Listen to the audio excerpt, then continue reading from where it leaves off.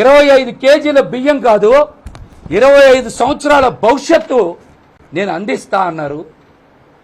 25 రోజుల తర్వాత జనసేన పార్టీ భవిష్యత్తు ఏంటో మీరు చెప్పగలరా? చెప్పండి, చెప్పగలరా? మాకైతే చాలా స్పష్టంగా అర్థమవుతుంది. 21 సీట్లతో రాష్ట్ర ప్రజలకి జనసేన పార్టీకి మీరు ఏం భవిష్యత్తు ఇవ్వగలరు? ముందు దీని మీద సమాధానం చెప్పండి.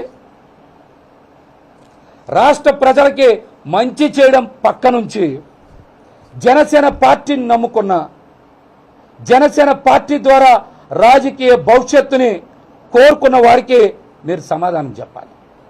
మీరు సమాధానం చెప్పాలి. 21 సీట్లతో మీరు ఎవరికి భవిష్యత్తు ఇస్తారు? ఎవరికి భవిష్యత్తు ఇస్తారు? 25 సంవత్సరాల భవిష్యత్తు ఇవ్వగలరా? కనీసం ఆ నమ్మకం మీకన్నా ఉందా? మేమందరం జనసేన పార్టీలో ఇష్టపడి కష్టపడి పనిచేశాం.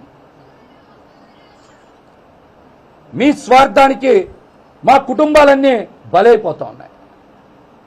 మీకు మమ్మల్ని చూసి నవ్వులాటగా ఉండొచ్చు, కానీ మా కుటుంబాలు కన్నీరు కారుస్తున్నాయి.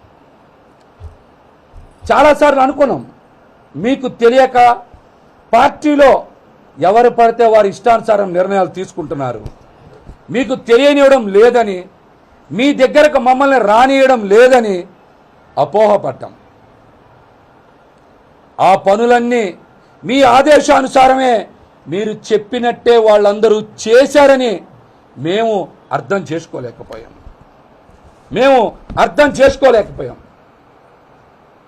జనసేన పార్టీ ఇంకొక 20 సంవత్సరాలు కొనసాగుతుందనే నమ్మకం ఎవ్వరికీ లేదు. నేను మాట్లాడుతున్నది నాకు టికెట్ రాలేదనో అసంతృప్తితో కాదు. జరుగుతున్న పరిణామాలు వాస్తవాలు అద్దం పడుతున్నాయి. జనసేన పార్టీకి కాలం అతి తొందరలోనే చెల్లిపోతుందని, చాలా తొందరగా చెల్లిపోతుందని. మీ గురించి చాలా స్పష్టత వస్తుంది.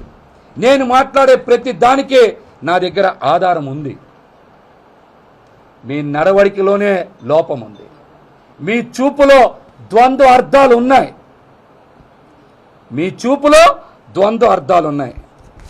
బయట రకరకాల కథనాలు వినబడుతున్నాయి.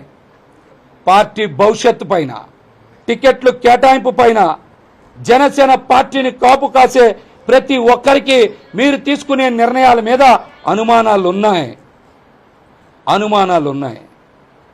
అసలు జనసేన పార్టీలో పనిచేసిన వారికి ఎవరికి ఎందుకు సీట్లు కేటాయించలేదు? సీట్లన్నీ తెలుగుదేశం పార్టీ నాయకులకే ఎందుకు కేటాయించారు?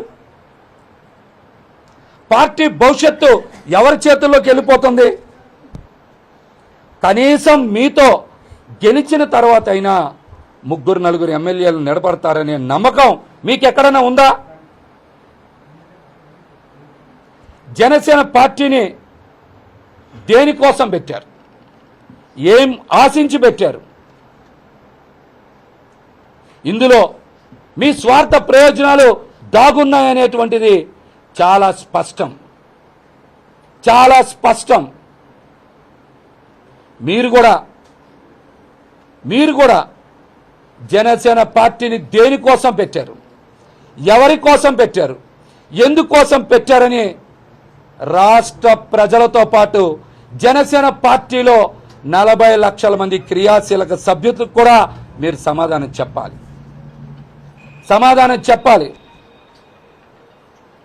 పార్టీ పెట్టింది రాష్ట్ర ప్రయోజనాల కోసమో ప్రజల ప్రయోజనాల కోసమో కాదు, వ్యక్తిగత ప్రయోజనాలే చాలా ముఖ్యమని చాలా స్పష్టంగా తెలుస్తున్నాయి. దీని మీద నా దగ్గర కొన్ని ఆధారాలు ఉన్నాయి. అవన్నీ కూడా బయట పెడతా.